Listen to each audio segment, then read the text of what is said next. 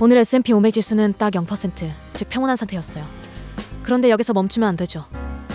왜냐하면 이 숫자는 단순한 평온이 아니라 마치 진흙탕에서 다리를 완전히 털고 나간 것처럼 바닥을 다지다 다시 일어선 변곡점 신호거든요. 시장 도함수가 바닥을 찍었다는 건 더 이상 아래로만 떨어지는 힘이 사라졌다는 뜻이에요. 마치 공이 굴러내려가던 길의 가장 낮은 지점에 닿았을 때 이제부터는 조금씩 올라갈 수밖에 없는 물리법칙이 작동하는 셈이죠. 그런데 여기서 주목할 점은 이 0%라는 숫자가 단순히 오늘 하루만 그렇다는 게 아니라 최근 흐름을 보면 외국인이나 기관이 조금씩 매도 물량을 줄이고 있다는 데이터가 뒤받침되고 있어요. 지금 이 시점이 차가 안타까운 하락이 아니라 오히려 안전하게 진입할 수 있는 자리로 변모하고 있다는 신호예요.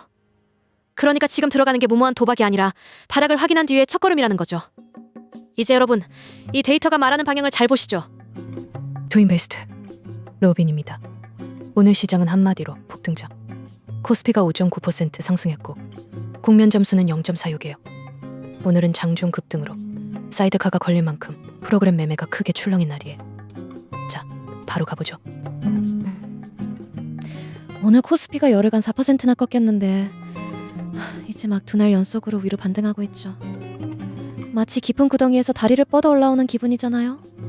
이게 바로 시장 도함수가 켜졌다는 건데 급락이 멈췄다는 건 단순히 쉬는 게 아니라 이제 방향을 다시 잡으려는 신호예요.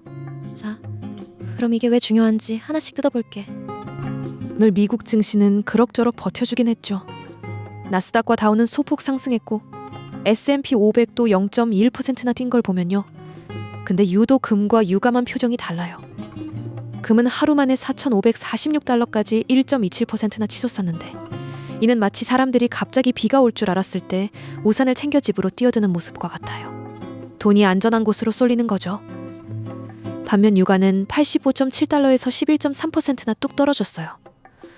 마치 경기도나 우려가 심해져서 사람들이 장을 보러 나가지 않고 집에만 있을 거라 예상하는 날씨 예보와 비슷하죠. 바깥 공기가 마냥 맑은 듯해 보이지만 금과 유가가 이렇게 엇갈린다는 건 신호등이 아직 완전히 초록불로 넘어가지 않았다는 뜻이에요. 그래서 지금 우리가 봐야 할 건 미국 증시가 버티는 모습보다 그 안에서 숨겨진 이 불균형이죠. 금리 오르면 주가는 눌려요. 그건 확실한 사실이에요. 오늘 미국 10년물 금리는 4.653%, 한국 10년물은 4.328%였어요. 이게 뭐냐면요.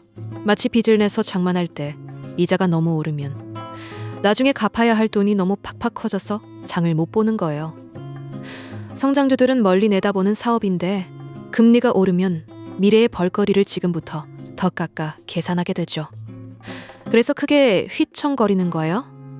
또한 안전하게 받는 이자가 쏠쏠해지면 굳이 위험한 주식에 손을 떼는 이유가 줄어요. 마치 은행 이자가 많이 오르면 은행에 넣어두는 게 더 편해져서 주식은 그냥 보는 편이죠. 근데 놀라운 건 미국 2년물 금리가 4.166%로 10년물보다 낮았어요. 이게 무슨 뜻이냐면요. 금리 곡선이 뒤집혀서 침체가 온다고 소리치는 건 아니라는 거예요. 마치 산을 오를 때 발걸음이 헐떡이지만 그래도 아직 정상에 다다르지 않았다는 신호처럼요. 다행히도 시장이 너무 극단적으로 무너지는 건 아니라는 뜻이에요. 오늘 비트코인 69,756달러에 0.71% 오르긴 했어요. 근데 구간 전체로 보면 8%나 줄었죠. 이거 보세요. 최근 코스피가 떨어진 폭과 비슷해요. 그래서 뭐? 비트코인은 배당도 이자도 없는 종목이잖아요. 위험을 감수하고 싶어하는 심리에 온도계 같은 거예요. 그런데 온도가 쭉 떨어졌다는 건 사람들이 위험을 피하려는 심리가 전반적으로 식었다는 뜻이에요. 주식과 코인이 같이 눌렸다는 건 한 시장만의 문제가 아니라 위험자산 전체가 서로 다시 튄 온중이라는 신호죠. 그럼 우리는 이 상황을 어떻게 보고 있을까? 오늘 화면에 그 회색 선이 코스피의 흐름을 그리고 있죠. 그런데 여기서 주목해야 할 건 초록색으로 칠해진 구간이에요. 이게 바로 우리가 가장 중요하게 여기는 바닥 투하의 신호거든요. 쉽게 말해 주가가 크게 빠진 뒤 방향이 위로 꺾이는 그 바닥 상승 초입 순간을 말해요. 마치 계단을 내려가다가 다시 발을 올리기 시작하는 그 지점처럼요. 그리고 빨간 세모가 우리가 실제로 산 날, 파란 세모는 판 날을 나타내죠. 하지만 여기서 중요한 건 초록 신호가 떴다고 무조건 사야 한다는 거 아니에요. 그 위에 종목 점수와 시장 국면까지 허락해야 실제로 매수할 수 있어요. 예를 들면 폭락장 한복판이라면 신호가 떠도 거래가 막혀버린 셈이죠. 그래서 세모가 초록 구간과 딱 안 맞을 때도 있는 거예요. 지금 바닥권은 이미 며칠 전에 잡혔고 지금은 그 반등이 이어지는 구간이에요. 저점 대비 9%나 올라온 상태죠. 바닥을 새로 찾는 게 아니라 위로 돌아선 흐름을 따라가는 국면이라고 보면 돼요. 참 예전엔 이렇게 바닥에서 잡아도 다음날 약세장이라고 강제로 매도를 시켰는데 최근에 반등 타는 동안엔 안 뺏기게 고쳤어요. 그래서 이 진입이 살아있는 거죠. 그리고 국면 중립과 점수 0.461은 이 판단을 뒷받침하는 배경이에요. 이 숫자가 주는 신호는 분명하죠. 데이터가 말하듯 지금 흐름은 분명히 상승 꺾임으로 가고 있어요. 오늘 급등 확률 차트 숫자만 봐도 살짝 놀라실 텐데요. 지금 3.7%예요. 문턱인 70%에는 아직 한참 못 미친 상태죠. 이 신호가 최근 60거래일 중 21일이나 문턱을 넘을 만큼 자주 떠요. 마치 매일 아침 일기장에 비가 올 것 같아요라고 적지만 실제로 우산을 꺼내도 세차게 비가 오지 않는 것처럼요. 그래서 이거 하나만 믿고 들어가면 큰 코 다치기 쉬워요. 꼭 국면과 같이 봐야 해요. 그렇다면 오늘 우리가 주목한 건 뭘까요? 바로 반도체와 반도체 장비 이곳, 은행, 자동차, 조선이에요. 이 5곳이 새로 담겼죠. 이게 바로 오늘 매수 이유예요. 실제 성적표랑 매매 흐름 이어서 보실까요? 오늘 포트폴리오 성적표가 나왔네요. 시작 자본금 10억 원에 총 평가액 10.36억 원. 결국 3.59% 수익을 거뒀죠. 근데 자세히 뜯어보면 최근 일주일 마이너스 0.14%, 한 달은 마이너스 1.83%, 석 달은 8.41%뚝 빠졌어요. 이게 뭐냐면요, 마치 계란을 삶다가 식힌 다음 다시 끓여도 결국 그야말로 한 달이라는 시간이 지났는데도 여전히 식은 계란 상태인 셈이죠. 그래서 뭐? 시간이 지나도 시장이 고개를 들지 않았다는 신호예요. 그런데 오늘 수급은 좀 활발하네요. 은행 4,100만 원, 자동차 4,100만 원, 조선 4,000만 원, 반도체와 반도체 장비 3,900만 원을 새로 샀어요.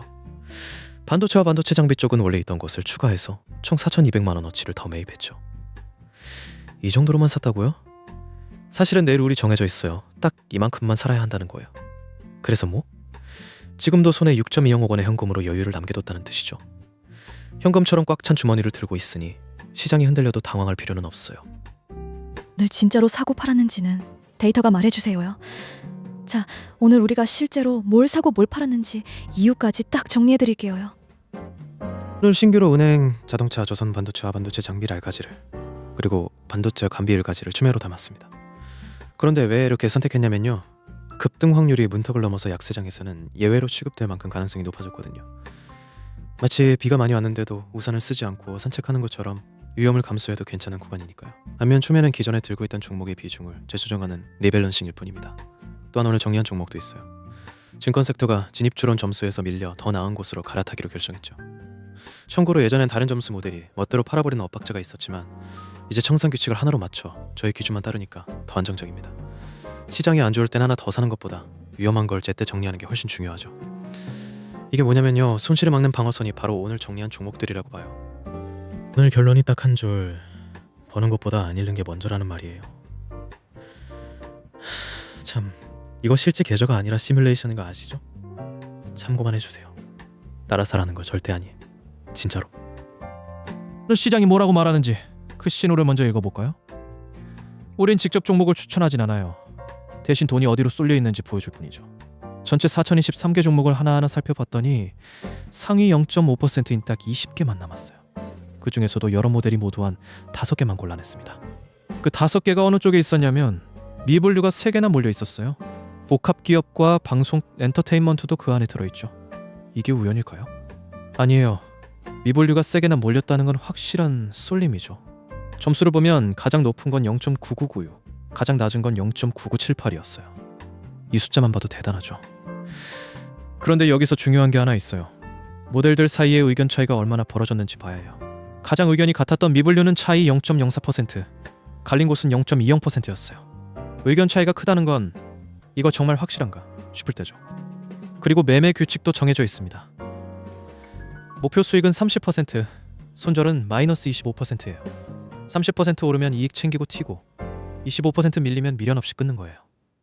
어거래일마다 다시 점검해서 점수가 확 떨어진 애는 갈아치우죠. 담을 자리는 5개니까 한 종목에 몰빵하지 않고 쪼개 담는 구조고요. 근데 오늘 제일 중요한 얘기를 다시 해야 해요. 이 5개가 아무리 좋아 보여도 오늘 우리는 안 사요. 아까 봤잖아요. 시장 국면이 중립에 있고 급등 확률도 아직 기준 아래라요. 진입문이 닫혀 있는 거예요. 종목 점수는 뭘 살지만 알려주는 거고 언제 살지는 시장 전체 여건이 정하는 거죠. 그래서 오늘 이 목록은 사라는 신호가 절대 아니에요. 시장 여건이 풀렸을 때 제일 먼저 들여다볼 대기 명단 딱 그거라고 보세요. 계단처럼 하나씩 올라가는 게 아니라 문이 열릴 때까지 기다리는 게 현명하죠. 이게 바로 데이터가 말하는 냉정한 이야기예요.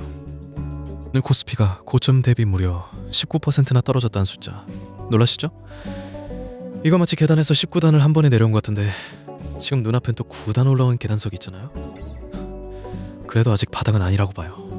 왜냐하면 하락장에서는 조금만 튀어도 다시 밀리는 게 정상이거든요. 화면엔 코스피와 코스닥이 손잡고 같이 내려오던 모습이 보이는데 이게 무슨 뜻이냐면요, 시장이 함께 숨을 고르던 중이에요. 그래서 지금 뭐가 중요한죠? 바로 조심이에요. 큰일인가 싶죠? 근데 뜯어보면요, 단순히 중간에 잠시 멈췄을 뿐 전체 흐름은 여전히 아래로 향하고 있어요. 이제 조금만 더 기다려봐야 할까요? 오늘 외국인 투자자가 1조 7천억 원을 순매수한 건 마치 거대한 배가 거친 파도 속에서도 선창을 꽉 잡은 것처럼 분명해 보이죠. 근데 외국인이 들어온 자리에 기관이 4천 9천억, 개인이 2조 3천억 원을 팔고 나간 건 어떤가요? 이건 계단에서 누군가 한 걸음 오르는 동안 다른 두 사람이 바로 아래로 뛰어내린 셈이죠. 그래서 뭐? 큰 손들이 모두 같은 방향으로 나란히 움직인 건 아니라는 뜻이에요. 외국인이 올라오려던 계단을 기관과 개인이 다시 내려가 버린 거라 아직 시장이 한 방향으로 쭉 나아가기엔 힘이 모자란 상황입니다. 이 정도 널뛰기라면 아직 큰 손이 돌아왔다고 단정치기엔 좀 이르지 않나요? 코스닥으로 넘어가면 외국인이 1,300억을 팔고 기관은 1,100억을 샀죠. 이거는 마치 시장이 흔들리는 줄 알았더니 바로 옆에서 든든한 버팀목이 세워진 셈이에요. 코스피랑 방향이 똑같다면 시장 색깔이 일관되지만 외국인이 팔고 기관이 사면 마치 저울이 한쪽이 무겁게 기울어 방향 전환을 예고하는 신호죠. 오늘 시장이 뭐길래 개인이 3,300억이나 ETF로 몰려들까요? 그건 마치 계단을 올라가는 사람들처럼 한 방향으로만 움직이는 거예요. 외국인은 760억을 사줬고 개인은 3,300억을 더 사주었죠. 반면 기관은 4천억을 팔아넘겼어요. 외국인이 개별 주식과 ETF에서 방향을 같이 잡은 건 중요한 신호등이 빨불을 켜고 다시 초록불로 바뀌는 거예요. 개미들이나 기관들이나 돈이 한쪽으로 쏠린 건 시장 전체가 어느새 하나의 방향으로 흐르고 있다는 뜻이죠. 이제 이 흐름을 보고 어디로 가는지 지켜봐요. 수급을 보면 팔 준비도 챙겨봐야죠. 화면에 보이는 대차장고, 추이를 한번 쭉 살펴보겠습니다. 대차장고란 빌려서 팔려고 미리 쌓아둔 물량을 말하는데 이게 오를수록 시장에 팔 준비가 많다는 뜻이거든요. 마치 장을 보고 미리 물건을 다 팔아치우려는 사람처럼요. 지금 규모는 152.9조 원이네요. 근데 최근 3날 동안은 0.0%나 줄어든 거예요. 숫자만 보면 아직도 많구나 싶지만 조금씩 줄어든 건 그나마 다행스러운 신호죠. 그럼 이게 무슨 뜻이냐면요, 팔려는 사람이 조금씩 마음을 바꾸거나 혹은 팔아야 할 물량이 자연히 줄어드는 건데, 그래서 매도 압력이 어느 정도 누그러진 거예요. 하지만 여전히 152.9조라는 큰 숫자가 남아있으니 언제 다시 물량이 쌓일지 주의 깊게 봐야 해요. 오늘 시장이 좀 숨가쁘게 느껴지시죠? 팔 준비를 다 한 뒤엔 이제 살 돈이 어디 있는지 따져봐야 하는데요. 그런데 고객 예탁금 추이를 보면 마음이 좀 무거워요. 8월 4일은 110.4조 원이 대기 중이었는데 8월 18일은 104.8조 원으로 약 5.1%가 줄어든 거예요. 마치 계단 위로 올라서서 막 고개를 들어본 사람이 아, 계단 위에 사람이 하나 줄었구나 하고 생각하듯 사려고 대기 중이던 돈이 빠져나간 셈이에요. 사겠다고 준비된 돈이 이렇게 줄면 시장 밀어올릴 힘이 약해지는 거죠. 그래서 오늘 시장은 조금 더 차분하게 지켜봐야 할 것 같아요. 자, 그럼 다음으로 가보죠. 외국인이 저희 시장에 얼마나 많이 들어와 있는지 그 흐름을 그래프로 한눈에 볼까요? 코스피에서 외국인이 보유한 시가총액 추이를 보면 마치 사람이 장을 보고 돈을 꺼내듯 자꾸만 늘어나는 모습이 보여요. 그러니 이 수치는 단순히 숫자가 아니라 해외 자본이 저희 주식에 얼마나 큰 관심을 가지고 있는지 보여주는 가장 확실한 신호죠.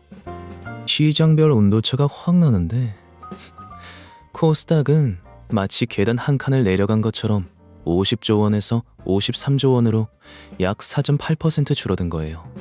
이어서 갈까요? 8월 27일은 정말 조심해야 할 날이에요. GDP와 PCE 물가 지표가 쏟아지는 날이니까요. 마치 중요한 시험 날이라서 아침부터 긴장하듯 이 날짜가 오면 시장의 심리도 확 바뀌거든요. 그리고 31일에는 MSCI 분기 리뷰도 나오는데 이 모든 숫자들이 시장 흐름을 어떻게 바꿀지 한번 지켜봐야죠. 오늘 시장 점수 0.461 나왔죠. 중립 국면이에요. 그치 뭡니까? 마치 줄타기를 하다가 딱 한 발짝도 앞으로 나가지 않고 그대로 서 있는 상황이에요. 그래서 신규 매수 없이 오늘도 지켜보았어요. 급등 확률 3.7%라 아직 기준 아래라서 예외 조항이 열리지 않았죠. 그런데 위험한 건 정리도 잘했어요. 오늘 덕에나 팔았거든요. 이게 무슨 뜻이냐면요, 손절선이 깨지지 않고 깔끔하게 정리한 셈이죠. 조급할 이유가 없어요. 다음 PC 물가 결과 나올 때까지 기다리면 된답니다. PC 결과가 왜 중요하냐면요, 마치 시험 전 답지 나오기 전까지 불안해하지 않고 준비하듯 그 결과를 기다리는 게 현명하거든. 이게 투자 시뮬레이션이니까 절대 투자 권유나 판단과 책임은 언제나 본인 몫이라는 거 잊지 마세요. 데이터가 말해주는 건 명확해요. 기회는 또 올 거예요. 너무 서두르지 말고 오늘도 함께 지켜봐 주세요. 내일 또 보죠.